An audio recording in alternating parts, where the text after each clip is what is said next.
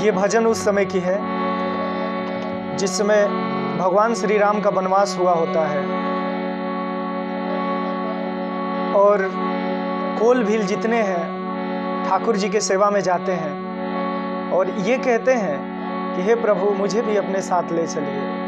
ठाकुर जी कहते हैं कि नहीं भाई, तुम अपना राज्य छोड़ के हमारे साथ कहाँ वन वन भटकोगे।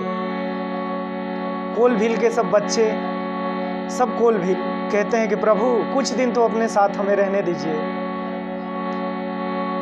इस भावना को किसी कवि ने अपने लेखनी में बांध के उसे लयबद्ध किया है। हम और आप सब लोग मिलके उसका दर्शन और श्रवण लाभ प्राप्त करें। जय श्री राम। कोल भील कहते हैं प्रभु श्री राम जी से, हम तो कोल भील के बेटौआ,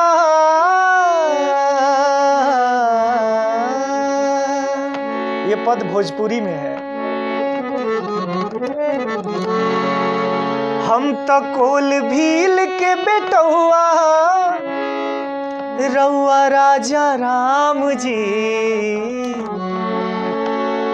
हम तो कोल भील के बेटौआ, रउआ राजा राम जी। तोहरा संगे संगे जंगल में जाएब राम जी। तोहरा संगे संगे जंगल में जाएब राम जी। हम तो कोल भील के बेटौआ, हम तो कोल भील के बेटौआ, तू तो राजा राम जी। तोहरा संगे संगे जंगल में जाएब राम जी। तोहरा संगे संगे जंगल में जाएब राम जी।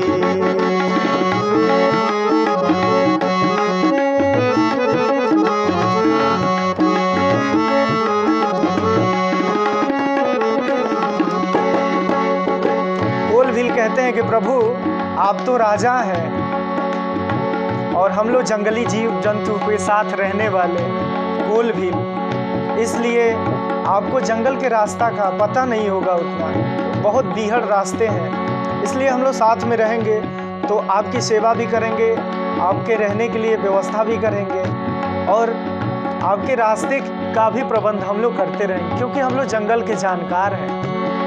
कहते हैं कोल भील, नदी नाला बड़की खोहिया बहुते बा गहराई। नदी नाला बड़की खोहिया बहुते बा गहराई। ऊंच नीच ना घाट पाट कहूँ बीहड़ बा चढ़ाई। ऊंच नीच कहूँ घाट पाट ना बीहड़ बा चढ़ाई। चल के आगे आगे रहिया के बताई राम जी। चल के आगे आगे रहिया के बताई राम जी। तोहरा संगे संगे जंगल में जाएब राम जी। तोहरा संगे संगे जंगल में जाएब राम जी। हम तो कोल भील के बेटौआ, हम तो कोल भील के बेटौआ, रउआ राजा राम जी। तोहरा संगे संगे जंगल में जाएब राम जी। तोहरा संगे संगे जंगल में जाएब राम जी।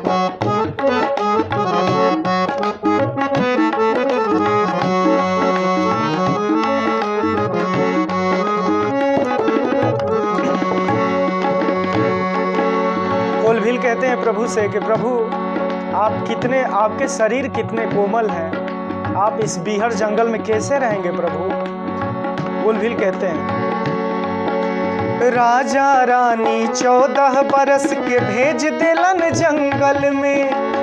राजा रानी 14 बरस के भेज दिलन जंगल में। बनवा में तू कैसे रहबा, रहला राजमहल में। बनवा में तू कैसे रहबा, रहला राजमहल में। तोहके रहे बदे कुटिया के, तहके रहे बदे कुटिया के छवाई राम जी। तोहरा संगे संगे जंगल में जाएब राम जी। तोहरा संगे संगे जंगल में जाएब राम जी।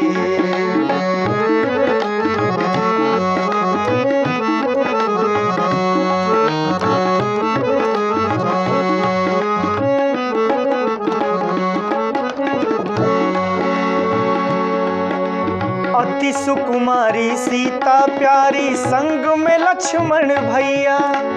अति सुकुमारी सीता प्यारी संग में लक्ष्मण भैया। गुहा गहन बाझाड़ी खाड़ी धूप दीप दुख दैया। गुहा गहन बाझाड़ी खाड़ी धूप दीप दुख दैया।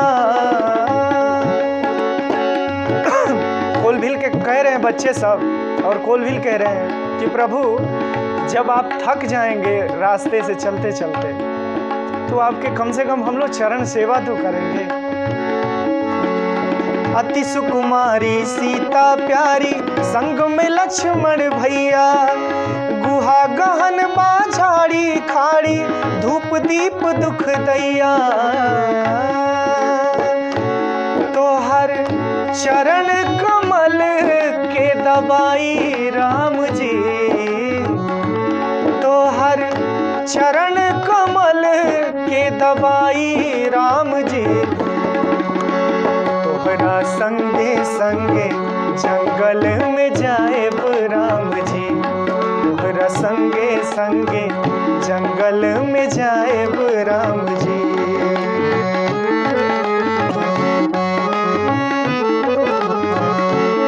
हम त कोलभील के बेटौआ, हम त कोलभील के बेटौआ। रउआ राजा राम जी। तोहरे संगे संगे जंगल में जाएब राम जी। तोहरा संगे संगे जंगल में जाएब राम जी। तोहरा संगे संगे जंगल में जाएब राम जी। तोहरा संगे संगे जंगल में जाएब राम जी।